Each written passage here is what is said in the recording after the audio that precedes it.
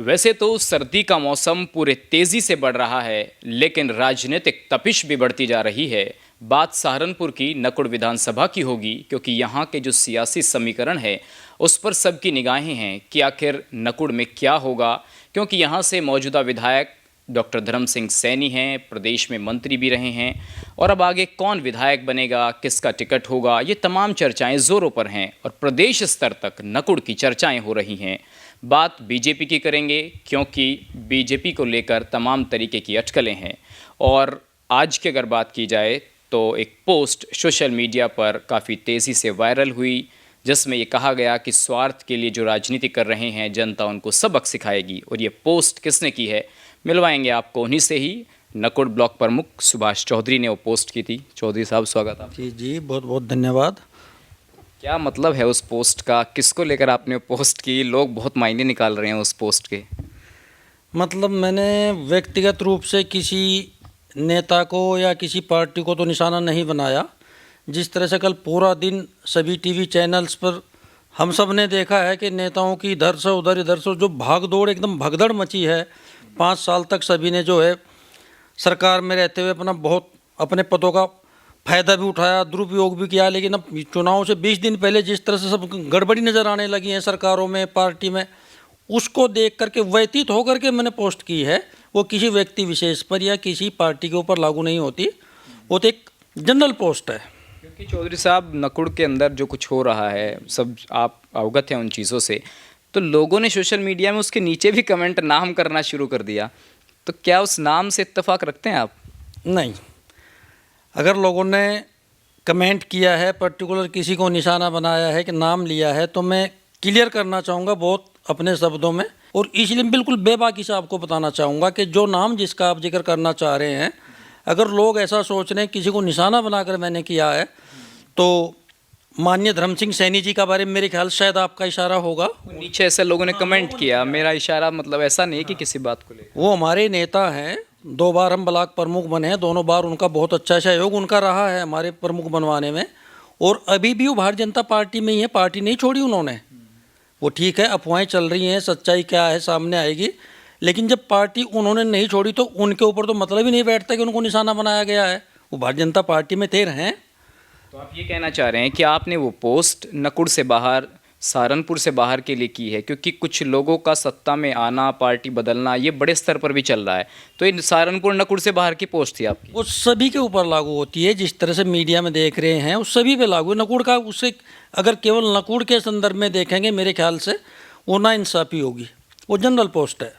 चलिए, मंत्री जी को ही लेकर बात कर लेते हैं। आपने कहा कि भाई ब्लॉक प्रमुख बनवाने में काफ़ी बड़ा योगदान रहा है। आपको लगता है कि 20 साल से एक विधायक और एक 2 बार के मंत्री अपने काम में एक्सपर्ट रहे हैं, काम अच्छा किया है, जनता की उम्मीद और आकांक्षाओं पर खरे उतरे हैं, क्या 100 में से 100 नंबर देते हैं मंत्री जी को आप? बहुत कड़वी सच्चाई है। मंत्री जी हों या कोई और थर्ड पर्सन हो, इतने लंबे समय तक जब कोई किसी पद पर रह लेता है उसका विरोध स्वाभाविक है। और मैं ये भी बेबाकी से कहना चाहूँगा कि कुछ गलतियाँ हुई हैं। अगर गुर्जर समाज आज इतना नाराज़ है तो वैसे ही नहीं है, कुछ गलतियाँ हुई हैं, उस चीज़ को स्वीकार करना चाहिए। क्योंकि मैं भी मंत्री जी के साथ ही हैं, तो मैं भी जिम्मेदारी अपनी मानता हूं कि हाँ, मंत्री जी को या तो हम समय रहते समझा नहीं पाए, या मंत्री जी इस चीज़ को महसूस नहीं कर पाए कि एक समाज विशेष में जो है विरोध है, तो समय रहते कुछ इस तरह के कार्य होने चाहिए थे कि एक खास तौर से मुझे चलो कोई संकोच नहीं है, गुर्जर बिरादरी में जो विरोध है उसको टाला जा सकता था, कुछ काम ऐसे किए जा सकते थे। लेकिन दुर्भाग्य रहा है कि समय को भांप नहीं पाए और उसका जो एक डैमेज कंट्रोल जो करना चाहिए तो हो नहीं पाया। चौधरी साहब, बड़ा खुलकर बोल रहे हैं आप। ऐसे बहुत कम लोग बोलते हैं जैसे आप बोल रहे हैं। तो क्या आपको लग गया कि उस समय आ गया जब मंत्री जी से साइडलाइन होना पड़ेगा वो आपको? नहीं, ऐसा भी नहीं कह सकते। मंत्री जी भाजपा में हैं, हम भी भाजपा में हैं। मंत्री जी के बारे में जैसी अफवाहें चल रही हैं, आज भी दिन भर चर्चा चलती रही, अफवाहों का जो है बहुत बाजार गर्म रहा है कि शायद 14 तारीख को मंत्री जा रहे हैं, इधर उधर से सुन रहे हैं। तो मैं तो अपना बता सकता हूँ कि भारतीय जनता पार्टी में हूँ, भारतीय जनता पार्टी में ही रहूँगा। नेताओं की तरह नहीं कह रहा हूँ, जैसे नेता जो हैं एक दिन पहले बयान देते हैं कि इसी पार्टी में इसी में रहूँगा, अगले दिन पार्टी बदलते हैं। नाम नहीं ले रहा किसी का, लेकिन आपने देखा होगा। लेकिन मैं खुलकर कहता हूँ, भारतीय जनता पार्टी में हूँ और रहूँगा। ये मंत्री जी के शब्द थे।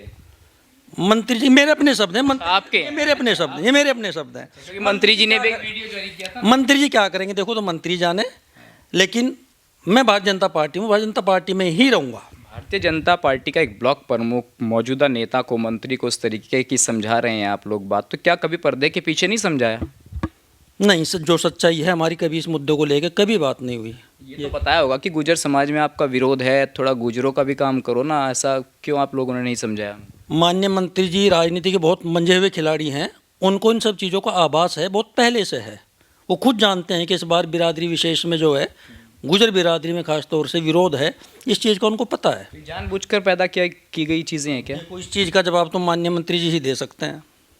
मैं नहीं कह अच्छा, अब आगे की बात करते हैं। आपको लगता है कि मंत्री जी वाकई में पार्टी छोड़ने की कोशिश कर रहे थे, या समाजवादी में जाने की जो उनकी बातें हैं उनमें कुछ है ट्विस्ट, या सिर्फ एक गेम बनाने की कोशिश हो रही है? मेरा अपना निजी विचार है कि अगर स्वामी प्रसाद मौर्य जी ने नाम दिया है तो उसका कोई बहुत मजबूत आधार रहा होगा। एक इतने बड़े कद्दावर 4 बार के विधायक, 2 बार के मंत्री का नाम इस तरह से, जिस तरीके जो प्रकरण आपने देखा है, तो कहीं ना कहीं कुछ जो है शंकाओं को पक रहा है, कुछ खिचड़ी कुछ ना कुछ तो है, कुछ ना कुछ है। तो ज़रूरी नहीं है कि अब सपा से भी टिकट मांग ले मंत्री जी, ऐसा कुछ संभावना, यानी कि आप कह रहे हैं विचार हो सकता है इन पर भी? चर्चाएं लोग कर रहे हैं, मैं ही नहीं कह रहा हूँ, सब लोग कह रहे हैं कि शायद मंत्री जी का जो है कुछ समाजवादी की तरफ रुझान है। और इस बात से भी बल मिलता है कि आज माननीय अखिलेश जी के द्वारा जो है सहारनपुर जिले की 5 विधानसभा सीटों पर टिकटों का जो है बंटवारा हुआ है, जो कैंडिडेट्स हैं वो डिक्लेयर हुए हैं, लेकिन नकुड़ विधानसभा को अभी भी खाली छोड़ा हुआ है, तो कहीं ना कहीं बल मिलता है इस शंका को। चलिए, वो तो खाली हो गई, लेकिन अब भाजपा को कौन भरेगा यहाँ? क्या सुभाष चौधरी भरेंगे या और कोई नेता भरेगा? क्या तैयारी कर रहे हैं आप खुद के लिए?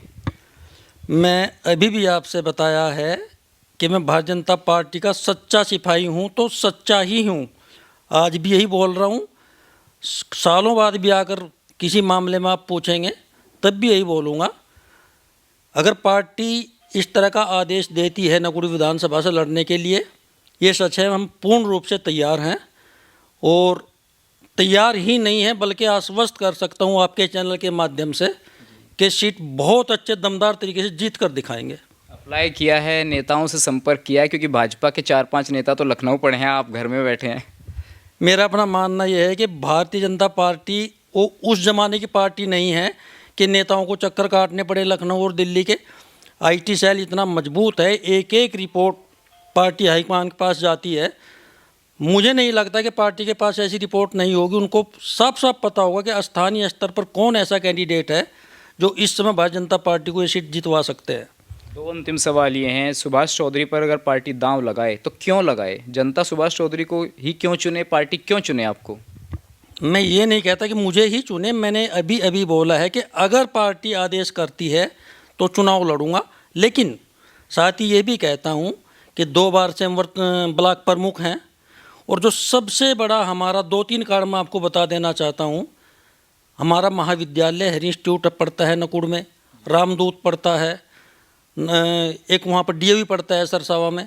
लगभग 6000 विद्यार्थी इस समय भी अध्ययनरत हैं जो पढ़ रहे हैं इस समय, और जो सब नकुड़ विधानसभा के हैं। और अगर पिछले 10 सालों की हम बात करें, मोटा जो है लगभग 30,000 बच्चे जो हैं, जिसमें छात्र और छात्राएं पढ़ करके यहाँ से जा चुके हैं। तो मैं संदेश देना चाहता हूँ, आपके माध्यम से कहना चाहता हूँ कि लगभग हर घर में नकुड़ विधानसभा का शायद ही कोई घर होगा, हर घर में हमारी पहुँच है। और युवाओं में इतना जोश है, कहने में मुझे कोई गुरेज नहीं है। हमारे छात्र हैं, छात्राएँ हैं। अगर पार्टी इस तरह का अवसर में प्रदान करती है तो इतनी हिम्मत हम रखते हैं कि 3 दिन में चुनाव को घुमा देंगे। इतने कार्यकर्ताओं की फौज हमारे पास है, पार्टी का कैडर है, वो अपनी जगह है। लेकिन हमारे जो स्टूडेंट्स हैं समर्पित, और जो उनका जोश, क्योंकि युवाओं का है आज, बल्कि जो है ये युवा दिवस भी है इस अवसर पर, बड़ा अच्छा है। बल्कि आपने जो है आज कई ही दिन चुना है, और कोई भी देश हो उसको जो दिशा दिखाने का काम करता है युवा करता है।